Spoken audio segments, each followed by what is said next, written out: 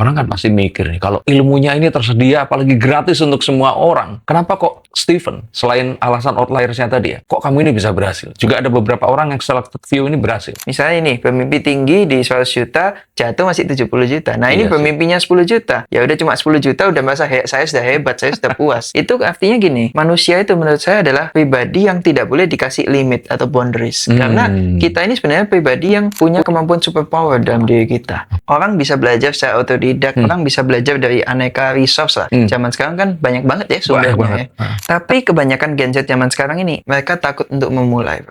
Mereka selalu bilang, oh saya belum sempurna, saya belum cukup, saya belum pintar untuk memulai. Padahal, there is no such thing as perfect. Gitu loh, bro. Kalau menurut gue ya, mulai aja dulu.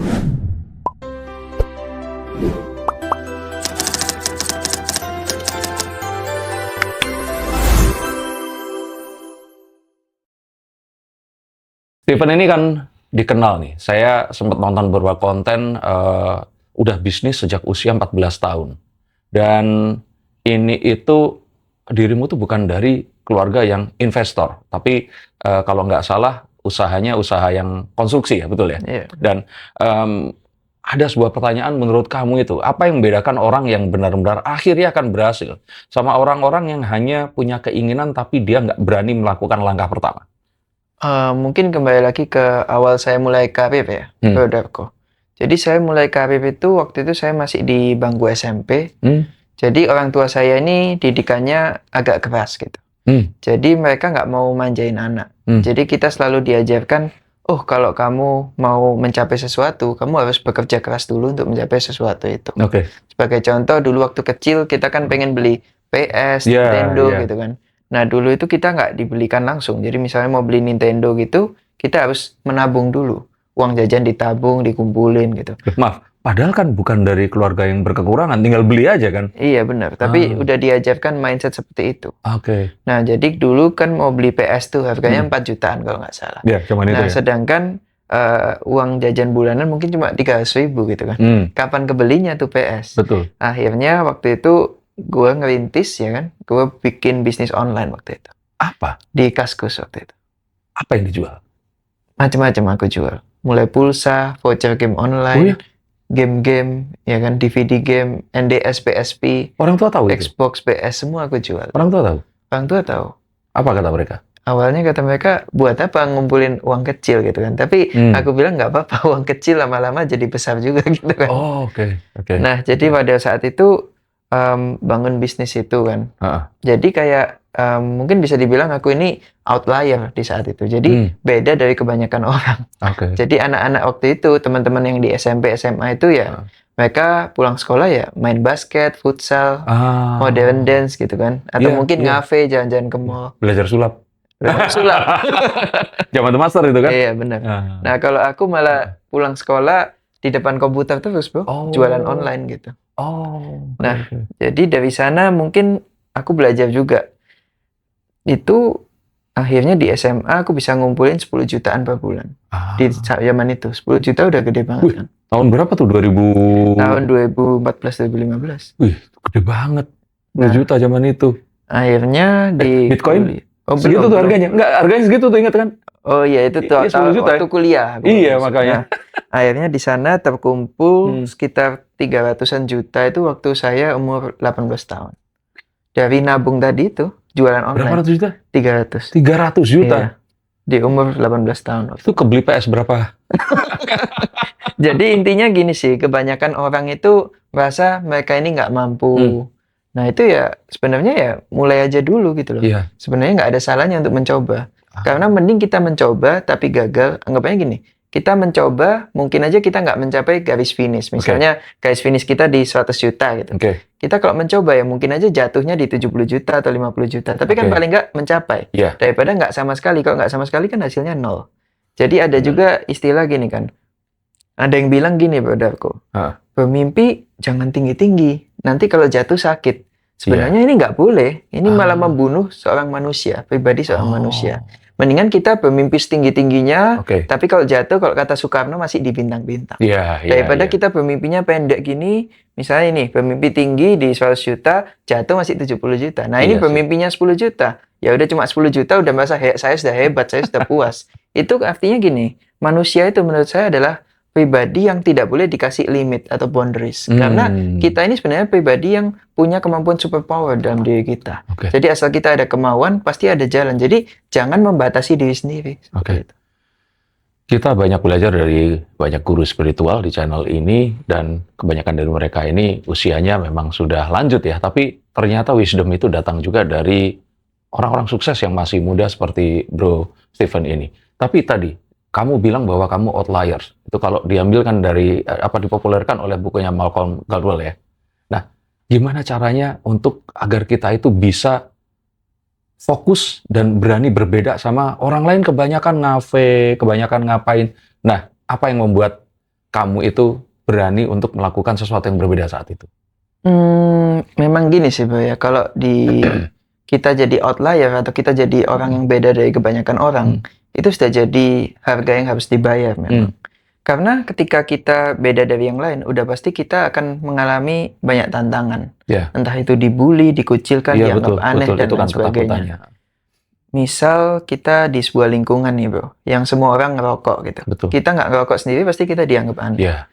Misal di lingkungan juga, ketika semuanya itu suka party, tiap weekend ngajak ke clubbing, dugem, tapi kita diajak, kita nggak mau, kita juga dianggap aneh. Betul. Dan itu memang yang saya rasakan gitu loh, di zaman-zaman merintis karir Iya. gitu.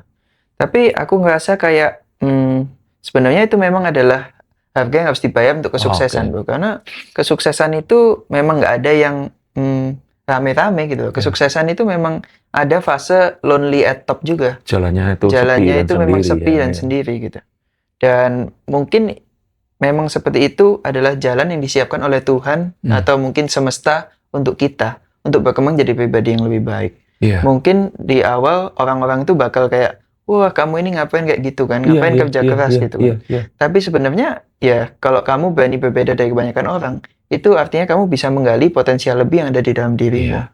Nah, jadi mungkin Tuhan lagi menciptakan lingkungan yang jauh lebih baik daripada lingkunganmu sekarang. Jadi misalnya lingkunganmu sekarang toksik, suka judge kamu, atau mungkin ngajakin kamu nongkrong doang, nggak ngajakin kamu untuk melakukan hal yang produktif, ya tinggalkan gitu loh. Nggak apa kamu jadi outlier. Yang artinya Tuhan lagi memberikan kamu lingkungan yang nantinya jauh lebih baik dari yang sekarang. Lingkungan yang produktif, sevisi, semisi, yang bisa bikin kamu berkembang jadi pribadi yang lebih baik.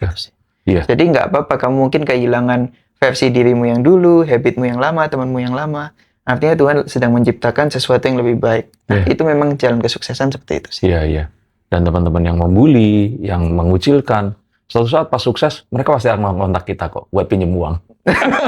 Itu memang benar ya. Kalau lagi di bawah nggak ada yang ngontak gitu kan, diremehkan. Tapi waktu di atas nanti semua datang sendiri. Iya. Itu blessing dari Tuhan ya. Nah, tapi tadi berapa 300 juta umur berapa? 18 tahun. Lah kok bisa 19 tahun ini langsung dapat 5 miliar itu coba? Penjelasannya kamu ikut Who Wants to be Millionaire, atau kamu dapat lotre, atau orang tua masih ada, kok dibilang dapat warisan juga nggak mungkin. Maksudnya, gimana ceritanya? Boleh ceritain? Gini sih, sebenarnya aku nggak berpikir bakal dapat secepat itu, Bro. Oke. Tapi dari dulu aku udah, aku ini harus kerja keras untuk jadi orang kaya. Oke. Karena aku sering baca buku kayak Warren Buffett, Steve Jobs gitu kan. Mereka kok sukses gitu kan. Terus Mark Zuckerberg bisa sukses di usia muda. Kita juga terinspirasi untuk jadi seperti itu. Nah, makanya aku merasa law of attraction itu nyata, Bro. Jadi mungkin sekarang kita merasa, kita ini belum sukses, kita belum punya apa-apa. Nggak apa-apa, Bro. Belajar aja dulu. Manifestasikan dulu. Jadi dulu kayak aku sering nih ke showroom mobil gitu kan. Meski nggak ada duit, Bro, tapi ya paling nggak lihat dulu, pura-pura lihat masuk mobil, gini rasanya gitu kan. Nanti suatu hari juga akan kebeli. Tapi itu mungkin kelihatannya aneh, Bro. Kayak maksudnya norak gitu kan. Tapi sebenarnya itu nyata, Bro. Kayak dengan kita memanifestasikan hal itu, kita merasakan, kayak gini vibrasinya jadi orang kaya, kayak gini sih law of attraction-nya. Nah, itu nanti lama-kelamaan semesta atau universe juga bakal mengabulkan impian kita gitu loh. Yang penting ada kemauan, pasti ada jalan gitu. Nah, dari sana aku maksudnya memang udah memvisikan saya bisa seperti itu, tapi nggak menyangka secepat itu. Jadi di tahun 2017 itu saya mengenal Bitcoin pertama kali, Bro. Oke. Itu saya beli Bitcoin di angka 10 jutaan waktu itu. Saya juga ditawarin, tapi apa yang membuat kamu berpikir bahwa itu bukan scam, itu bukan penipuan, it's not too good to be true gitu? Nah, lucunya Bro, ini saya tahu Bitcoin ini dari salah satu dosen saya. Oh, Jadi ada kayak pelajaran mata kuliah itu sebenarnya bukan kripto atau blockchain, tapi Tapi? pelajarannya bisnis English gitu. oh, Namanya speaking gitu. speaking. Iya, jadi ini gurunya ini kasih kita random topics every week buat kita ngomongin di depan kayak kita presentasi In gitu. English. In English. Oke. Oh, Nah, apa hubungannya sama si Lah iya, Bitcoin? salah satunya itu topiknya Bitcoin dan kripto. Oh. Nah, kebetulan kan. Nah, Oke. dan di sana ternyata Bitcoin ini pada saat itu dipopulerkan sebagai alat untuk kejahatan, Bro. Kayak buat jual beli Oh, organ, ya, carding, ya, senjata di ya. dark web pada Dark saat web, itu. betul. Nah, pada saat itu mungkin dari sekelas itu yang benar-benar beli Bitcoin cuma saya, Bro. Wait, itu si dosennya atau gurunya tuh holder atau bukan? Bukan juga, Bro. Gitu kan. Bahkan dosennya pun bukan holder. Oh. Nah, dari sana aku ngulik, apa ini Bitcoin? Kok aneh gitu kan. Oke. Nah, terus aku pelajari ternyata di baliknya ada blockchain teknologi, Bro. Nah, ternyata blockchain teknologi ini adalah pendahulu dari teknologi yang ada di zaman sekarang. Karena pada saat itu aku pelajari kan, loh ini kalau kita mau transfer antar wallet kok udah scan-scanan, Bro, gitu. Padahal tahun 2017 belum ada QRIS Iya, kan. betul. Nah, terus aku lihat, oh ternyata di China, Alipay udah scan-scanan tuh. Nah, terus aku lihat, kayaknya ini blockchain teknologi ini adalah teknologi di masa depan. Bisa dibilang teknologi di TradFi atau banking zaman sekarang, ini bakal meniru teknologi yang ada di blockchain ini. Jadi lagging nih teknologi yang di sini. Dari sana aku lihat peluangnya. Nah, makanya mungkin peluang itu datang ke semua orang, tapi apakah orang itu siap dan mau mengambil peluang itu? Sama kayak teman-teman saya yang satu kelas itu, bahkan dosen saya sekalipun, dia ngajarin tentang Bitcoin, tapi dia nggak beli kan? Nah, jadi peluang itu sebenarnya ada, tapi apakah kita bisa melihat dan apakah kita siap untuk mengambil peluang itu? Jadi intinya kita harus, jadi gini, kayak aku sih, we gotta be ready anytime gitu loh. Jadi kita harus selalu siap untuk mengambil sebuah peluang itu. Kita nggak pernah tahu kapan peluang itu datang. Jadi kalau orang mau jadi orang beruntung ya, kita harus siap dulu dong mengambil peluang. Kalau peluangnya datang, kita bilang, wah kamu beruntung. Iya kita beruntung, soalnya kita siap. Percuma juga kamu bilang kamu beruntung, ada peluang, tapi kamu nggak ambil dan kamu nggak siap. Betul. Sama seperti tadi Stephen mengingatkan, ada sebuah peribahasa yang mengatakan bahwa peluang itu seperti seseorang yang mengetuk pintu. Kalau kita nggak segera buka, dia akan pindah ke rumah yang lainnya dan kita akan kehilangan kesempatan. Tetapi kesuksesan itu katanya memang gabungan antara kesiapan dan juga akhirnya itu tadi ya, keberanian kita untuk mengambil kesempatan itu tadi. Dan saat itu bisa diambil karena sebelumnya udah ada bisnis yang jualan di itu tadi. Karena udah disiapkan bertahun-tahun sebelumnya kan. Betul. Kalau dulu habit saya dugem, suka party, uangnya habis ya nggak juga bisa beli Bitcoin. Nah akhirnya di saat itu beli Bitcoin kan, kita coba. Nah dulunya kita kan cari duit kayak buat dapetin 10 juta per bulan itu ngoyo banget, harus kerja keras banget kan. Kan kita juga bisnis konvensional, online itu. Nah, aku masukin tuh waktu itu 50 juta Bro, beli 5 Bitcoin. 5 Bitcoin? 5 Bitcoin. Maaf, itu sampai sekarang masih ada? Ya udah kadang jual, ya udah nanti cerita ya, oke. Tapi 5 Bitcoin itu sekarang, kalau sekarang kita punya 5 Bitcoin, 5, ya hampir bisa 10 ngebeli M apa? Iya. Bisa beli McLaren. Nah, jadi beli 5 Bitcoin kan. Ternyata dalam waktu sebulan, Bro, 50 jutanya jadi 100 juta. Itu kan kayak kita uang kaget. Ini kok sulapan gitu kan. Bener. Kita dulu cari duit 10 juta per bulan itu kerja. Ini cuma taruh kok uangnya bisa kerja untuk kita jadi 100 juta gitu kan. Nah, itu pertama kali aku kenal investasi, Bro. Dari sana aku lihat, ini kok kayak sulapan gini. Tadinya mindsetmu pengusaha. Tapi saat kamu nge-hold si Bitcoin itu, kamu melihat ada sebuah peluang di mana uang yang kita tanamkan, ini nilai asetnya bisa bertumbuh seperti itu ya? Betul. Nah, akhirnya dari sana, aku masukin lagi hampir semua tabunganku. Gua beliin Bitcoin saat itu. Jadi masuk 300 juta. Bro. Terus total kamu pegang berapa waktu itu? Kalau nggak salah, hampir 30-an punya waktu itu. 30 Bitcoin? 30 Bitcoin. Kamu pernah punya 30 Bitcoin? Pernah waktu itu. Gila. Sekarang bisa ngebeli hotel tuh kayaknya. Nah, akhirnya dari sana dalam waktu setahun jadi 5-6 miliar dari 300 juta. Zaman itu 6 miliar. Tapi kamu katanya sempat kehilangan 50% aset ya setelah itu. Itu gimana ceritanya? Bisa dibilang waktu itu kan Bitcoin-nya naik dari 10 juta ke 300-an juta. Yes. Tapi setelah itu anjlok ke 50 juta, bro. Itu karena halving atau apa? Ya karena siklusnya. Tapi kita kan nggak ngerti, bro, waktu itu. Oh, zaman itu kan Kita nggak ngerti apa siklusnya ini belum pernah siklusnya. terjadi juga sebelumnya kan? Tapi sebenarnya titik terendah di hidup saya waktu itu terjadi di COVID sih, bro, 2020. Oh iya, bukan 2018. Bukan, karena itu bisa dibilang kayak cuan kita yang berkurang kan, bro. Iya. Yang awalnya bisa cuan 5-6 miliar jadi sisa cuma 2-3 miliar kayak gitu. Iya. Tapi sebenarnya yang paling berat itu waktu tahun 2020. Sebentar, buat kita naruh ini di dalam timelinemu, kamu kuliah di Singapura itu di NUS itu kapan? Itu 2022, bro. 22. Berarti sebelum itu kamu sempat jatuh? Jatuh. Apa yang Benar-benar terjadi? jatuh.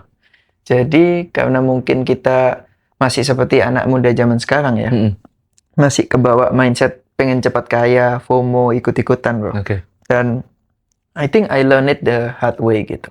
Jadi di saat itu aku bisa dibilang FOMO juga. Aku lihat di X gitu kan, ada koin backingannya Rockefeller gitu. Ini bakal naik tinggi banget gitu kan. Aku lihat apa ini kok menarik gitu kan. Aku kena yang namanya pom-pom nih kalau zaman sekarang. Iya, tahu. Aku FOMO, masuk waktu itu coba 200 juta, bro. Jadi 400, bro. Terus masuk lagi 400, jadi 800, bro. Akhirnya waktu itu masuk 2M, bro. Dalam sekejap hilang, bro, uangnya. Itu inget banget itu. Waktu itu dalam 2-3 menit, 2M-nya tinggal 500.000 rupiah, bro. Boleh ceritain kamu di mana? Lagi di depan laptop, terus pas kamu lihat itu, apa yang terjadi sama dirimu? Itu benar-benar kayak nge-freeze gitu, bro. Udah nggak ngerti. Di rumah atau di mana? Itu lagi di mobil, bro. Di mobil? Iya, kamu mau lihat, pulang ke rumah. Kamu lihat di handphone atau lihat di laptop? Lihat di handphone, bro. Handphone terus itu semua? Tiba-tiba benar-benar candle panjang merah kebabset kayak gitu. Merah dari situ? Gitu. 99% hilang, bro. Dalam sekejap itu. Sebentar, saat itu kamu berpikir bahwa jangan-jangan ini kesalahan sistem atau mungkin error aku apa? juga mikir kayak gitu. Tapi di reverse ini kok ya uangnya memang sisa 500.000. Terus kamu kan pasti punya grup yang lain-lain. Itu ngalamin yang sama? Enggak, aku waktu itu belum jadi influencer. Jadi kamu, maksudnya kamu punya teman-teman yang beli yang aset yang sama itu juga? Iya, sama. Jadi kayak teman-teman itu kan komunitasnya sedunia tuh. Ya semua kayak gitu, kaget. Jadi itu tuh apa, rug pull ya kalau dibilangnya? Terjadinya saat itu? Terjadi saat itu. Benar-benar di mata kepala lihat candle merah jebret kayak gitu. Terus gimana perasaanmu?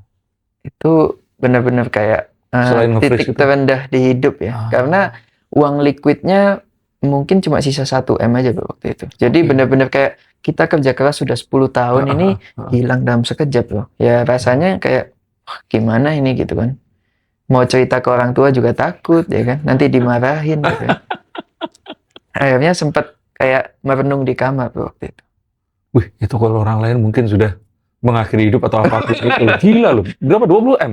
Enggak, 2M. Oh, 2M. 2M jadi 500.000. 2M? 500.000, 500 juta? 500.000. Nah, akhirnya waktu itu mengurung diri di kamar kan. Kayak sebulanan gitu. Kayak aku belajar, kenapa ya kok aku salah? Apa yang salah gitu kan. What went wrong? Gimana cara nge-fix-nya? Akhirnya aku pelajari lagi, oh ternyata makroekonomi gini. Oh ternyata ada namanya money management. Oh ternyata halving cycle kayak gini. Ternyata Bitcoin itu cara analisa tokenomik fundamental seperti ini.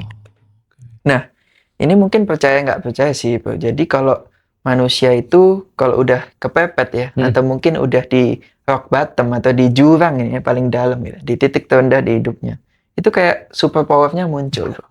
Jadi orang ini kalau udah kepepet, the only way is up kan nggak ada jalan lain kan buat masa mau turun lagi. Ya jalannya cuma naik gitu. Jadi di saat itu kayak aku ngerasa, oh ini mungkin jalan dari Tuhan gitu kan. Nah aku analisa, aku nemuin koin kedua namanya Ethereum setelah Bitcoin. Ethereum, ya. Jadi aku percaya kan, waktu itu orang tua aku juga bilang, kalau suatu industri itu bisa bikin kamu rugi miliaran atau bikin kamu rungkat, industri itu juga bisa kasih kamu keuntungan yang banyak, keuntungan yang besar. Ibaratnya kalau lu cuma bikin maksudnya bisnis bakso atau gerobak bakso, mungkin lu rugi 5-10 juta, tapi potensi profitmu juga cuma 5-10 juta. Tapi kalau di kripto ini mungkin rugimu miliaran, tapi potensimu buat naik kan limitless. Betul. Nah, makanya dari sana kalau dia bisa bikin rugi banyak ya.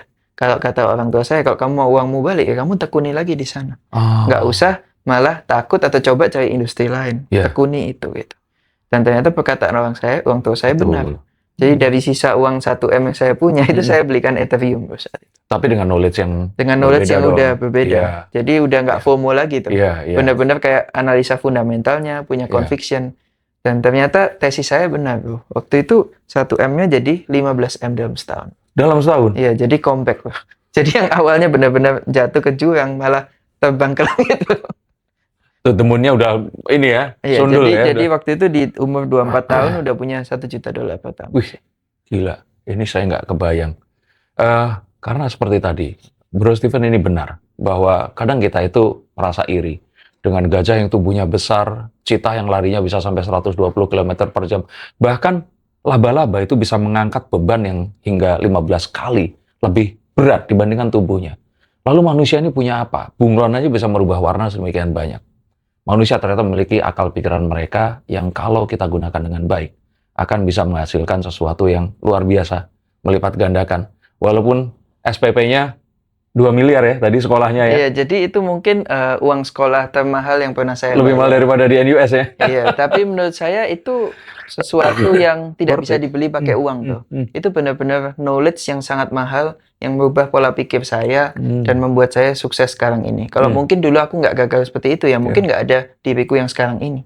Karena memang nggak akan pernah ada orang ngerasain yang namanya sukses kalau orang itu belum pernah gagal. Betul. Nggak akan ada terang tanpa kegelapan juga. Orang juga nggak bisa tahu rasanya sehat kalau dia nggak pernah sakit kan. Nah makanya kegagalan itu memang perlu. Tapi yang penting kita harus gimana caranya belajar dari kegagalan itu dan jangan ulangi lagi. 15M dari Ethereum. Dan kalau seandainya ada orang yang bilang begini, dan orang yang dengar ini juga pasti akan berpikir kan, ada ungkapan orang miskin itu bekerja untuk uang. Nah, sedangkan orang kaya dan sukses itu katanya membuat uang bekerja untuk mereka. Menurut Bro Steven ini, bagaimana seseorang yang penghasilannya masih terbatas, ini itu mulai membangun cara berpikir mereka agar, ya kalaupun nggak kayak dirimu tadi loh, mimpinya itu bisa tinggi gitu. Kembali lagi sih, orang kalau mau sukses itu ada pertama harus cash flow game dulu bro. Cash flow game ini artinya dia harus menambah earning power dia dulu. Kalau earning powernya masih kecil ya jangan loncat ke investasi. Kan kalau di cash flow quadrant milik Kiyosaki ada 4 kuadran bro. Pertama employee. Nah ini mungkin teman-teman yang gajinya UMR ya kerja dulu gitu kan. Nah kalau UMR itu kan nanti 9 to 5. Nah pulang kerja itu kan masih ada waktu bro. Ya bangun side hustle. Zaman sekarang kan semua serba mudah. Banyak leverage. Ada AI. Terus habis gitu ada konten gitu ya. Mungkin mereka bisa konten jadi sampai affiliate, dropship, reseller. Sampai mereka punya mungkin penghasilan 2 digit sebulan gitu. Kalau memang mungkin bosnya kayak, oh aku nggak mau naikin gaji kamu ya, kamu cari penghasilan lain, misalnya side hustle, jadi freelance atau kerja lainnya. Nah sampai mereka punya 100 juta lah tabungan. Nah kalau udah sampai situ, mereka boleh loncat ke self-employed. Nah self-employed ini mereka mulai buka bisnis kecil-kecilan, tapi mereka masih yang kerja, masih memang yang mereka yang take control, yang andil penuh di sana. Nah mereka kerja sampai mereka nyampe mungkin 200-300 juta, boleh nyampe ke business owner. Nah kalau business owner ini udah bangun sistem, punya tim. Jadi timnya yang banyak kerja, dia cuma controlling. Nah kalau udah di fase ini, kayak saya tadi, saya punya 300 juta kan baru mulai investasi itu. Nah baru boleh mulai investasi bro, masuk ke fase investor. Kenapa? Soalnya kalau uangmu cuma 5 juta, 10 juta, naik 100% cuma jadi berapa bro? Cuma 5-10 juta kan? Nah mendingan kalau padahal effortnya sama loh bro, kan cari 100% buat yang 10 juta jadi dapat 20 juta sama 300 juta dapat 600 juta kan sama, capeknya sama. Tapi ya kalau uangnya masih kecil dilipatkan ganda 2 kali ya nggak ada rasanya. Tapi kalau punya 1M mau dilipat 100% ya jadinya 2M gitu. Jadi ya mending kita nunggu dulu. Kalau di fase-fase awal yang penting earning power dulu dan jangan sampai lebih besar pasak daripada tiang. Jadi pengeluarannya kalau bisa di-press tapi pemasukannya dimasukin dan dilempar ke investasi, lempar terus compounding, nanti lama-kelamaan juga jadi besar. X factor ya, faktor kalinya itu tadi faktor kali. Luar biasa. Tapi artinya untuk orang-orang yang mungkin kebanyakan belum siap untuk melakukan itu, ya itu tadi ya, si earning power-nya ini yang harus ditingkatkan ya. Karena mungkin ya kebanyakan gadget zaman sekarang ini otaknya rusak bro. Mereka salah pilih gitu.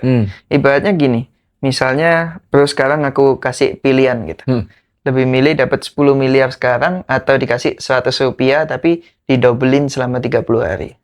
Iya, kalau orang pasti mikirnya yang pertama tadi ya. Yang pertama kan, yang 10 miliar kan. Betul. Nah, padahal bro, yang 100 rupiah ini didobelin selama 30 hari itu jadi 53 miliar.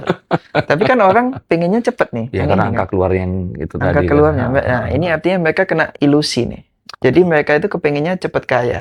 Padahal nggak ada yang namanya cepet kaya. Justru uang yang konsisten yang ditabung, di compounding terus itu ini bakal jadi uang besar loh ke depannya. Bahkan seorang Warren Buffett aja mendapatkan kekayaannya 90% tuh di atas umur 50.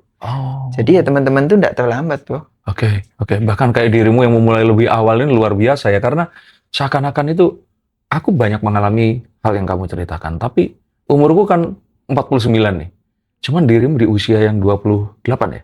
Ini sudah mengalami hal yang sangat udah dimampatkan gitu tadi. Nah, tapi gini, yang luar biasa itu kan kamu belajar semua ini itu otodidak dari Google, dari YouTube.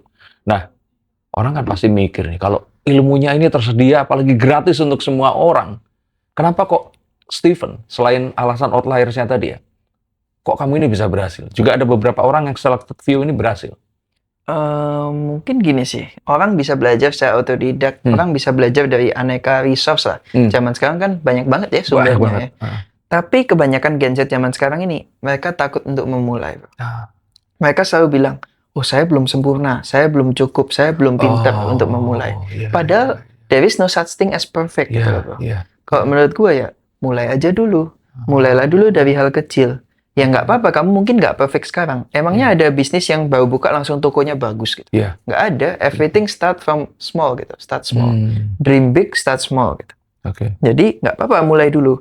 Karena memang mana bisa kita sempurna kalau nggak pernah dikoreksi dan menerima input dari orang kan. Betul. Justru mending kita mulai dulu kecil, mulai dari yang jelek, mulai dari yang kecil-kecilan, nanti dikritik orang, oh bro ini kurang ini kurang ini. Nah itu baru kita improve. Nah itu lama-kelamaan baru kita bisa jadi pribadi yang perfect itu tadi. Kalau awal mulai langsung, wah kayaknya saya belum siap deh soalnya ini. Wah kayaknya saya harus nunggu ini nih belum baru mulai. Akhirnya nggak mulai-mulai bro, dan hasilnya nol. Mendingan mulai dulu dari kecil, ada hasilnya kan. Kalau orang Jakarta bilang tarsok, atau kalau enggak itu kaum menang mending tuh.